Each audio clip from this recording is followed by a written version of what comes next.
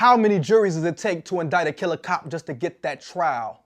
1, 2, 3, 4, 5, 6, throw another victim on that pile. What you gonna do when your judgment gets blown, when the whole world sees us all suffering at home? The complete opposite of that Star-Spangled Song, hands in the air for those that are gone. I can't breathe!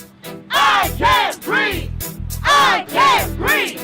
I can't breathe! I can't breathe! I can't breathe! I can't breathe! I can't breathe! Rage is... when you just feel you can't take it anymore. Rage is inappropriate. Indescribable. Lack of hope. Is contagious. Can be righteous. Intoxicating. Rage is never the first option. Rage is a place you're not supposed to go. A response to hurt. Rage is crazy. Rage can be quiet too. Rage is something that can eat you up inside.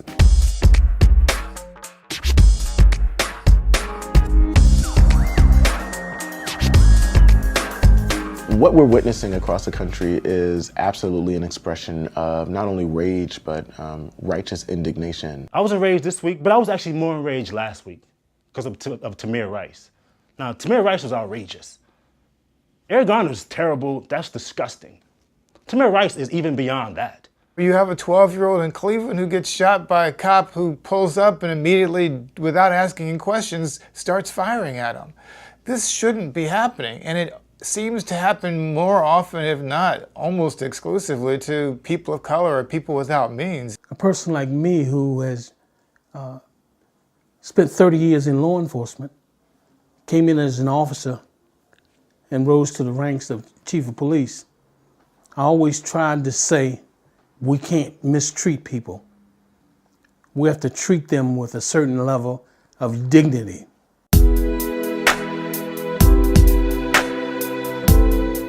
Rage cannot be thought about alone without also thinking about its other effects, that if we are rageful, it is because of people are hurt. If you're treated as if you're less than a man, that takes away your dignity.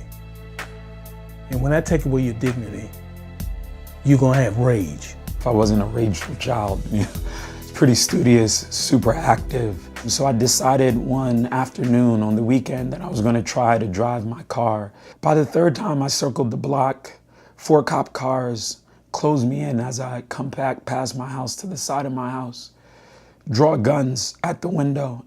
The only explanation I got was that, oh, we thought he was gonna do a drive-by. That proceeded to happen to me in the nation's capital 2 more times. And that just made me feel rageful. C.S. Lewis said that pain is God's megaphone to awaken a sleeping world. And so in many ways, that's what pain does. It wakes us up. Every week another black youth murder, and they still got the nerve to tell us we equal. And when we stand up and put our hands up as a sign of protest, we evil. It's blood on the streets and blood on your hands. This time you answer the people. Like, is it just open season on a black man? What is it? We don't know. And so, you know, a friend called me and I was like, hey, let's roll. So I got out of my house and I went downtown and I got involved in a protest. And I got on the mic and I talked and I expressed my feelings because my rage and my frustration was bubbling up inside of me. It was like a volcano. I could feel it in my chest coming up. It's not boiling up because this is the first or second or third time. We were screaming, I can't breathe, you know, because those were Eric Garner's last words. And we can't breathe either, because all this negativity, all the stress, it feel like we're being smothered by this bad news. But when you see 1,000 other people walking the streets with you, it is cathartic and it makes you feel like you're not alone. And older people like myself, I think, who's seeing this stuff happening now, is saying, hey, long overdue, long overdue. Where have y'all been all this time? This has been going on for a while. I don't think the rage I have is quenchable. And the more demonstrations I've seen, the less rage I've had. If the killing of us does not stop, then we can't stop doing what we're doing. I think more people will have to be brutalized. I think more people will have to suffer until society finally wakes up. I really just hope people just get more comfortable talking about race. At this point, I don't even care if you're racist. I don't care if you're scared of me. Just admit it. So many white Americans just don't want to feel like they can't talk to their black counterparts about how they feel without worrying about being politically correct. If rage does anything, it must motivate you to act. If it doesn't motivate you to act, then why get mad?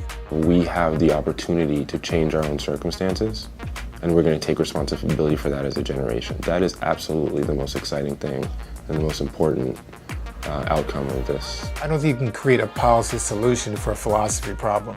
Because if you're not going to compel the hearts or the conscience of people, then we must make an appeal, a legal appeal, and that is to push policy and legislation.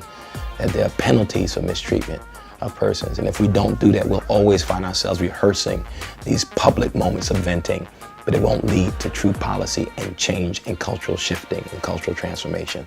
So for me, I've always attempted to sort of calm myself. But you know, at 38, I am much more comfortable with saying I'm angry as hell. I'm good with that.